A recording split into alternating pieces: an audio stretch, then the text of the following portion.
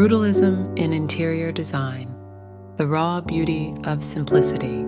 If you've ever walked into a space and been struck by its unapologetic honesty, raw concrete walls, exposed pipes, and a vibe that's equal parts minimalism and industrial grit, you've likely encountered brutalism.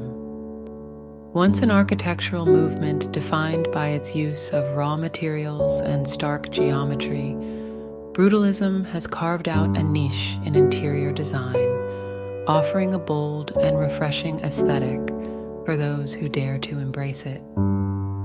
I've always been fascinated by brutalism. It's not about frills or decoration. It's about stripping things down to their essence. When you think about it, there's something liberating about a design style that doesn't try to hide anything. It's honest, straightforward, and unpretentious. The heart of brutalism: materials. Let's talk about materials, because that's where brutalism really shines.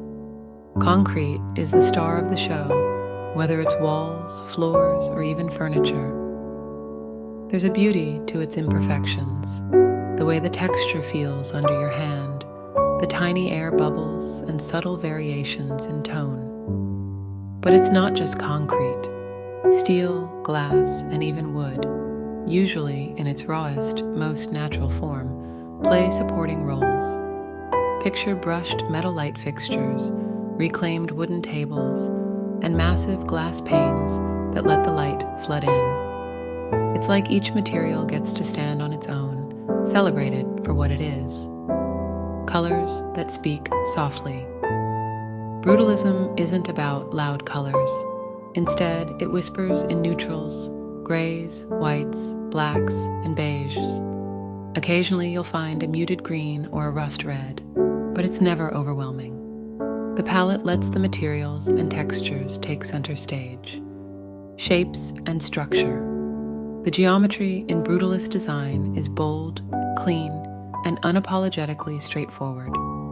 Think blocky furniture, thick countertops, and massive, solid forms. It's all about creating a sense of weight and permanence.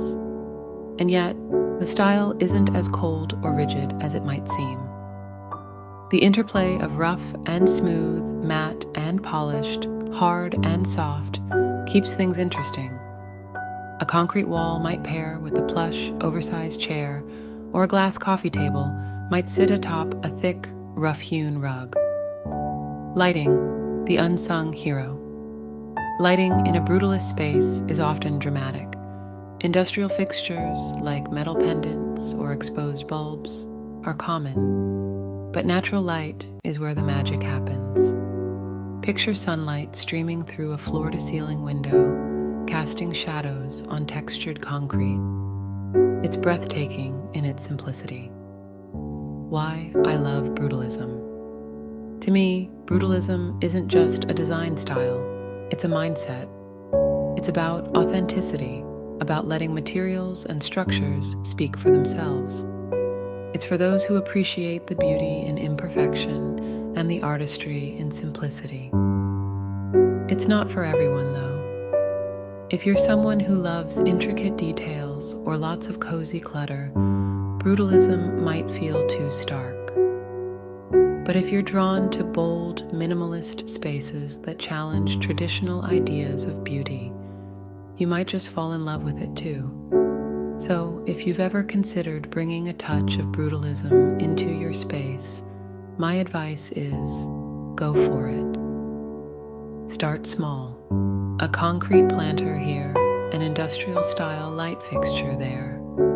Before you know it, you might find yourself completely hooked on the raw, honest beauty of this striking design style. What do you think about brutalism? Is it too stark, or does it strike a chord with you? I'd love to hear your thoughts.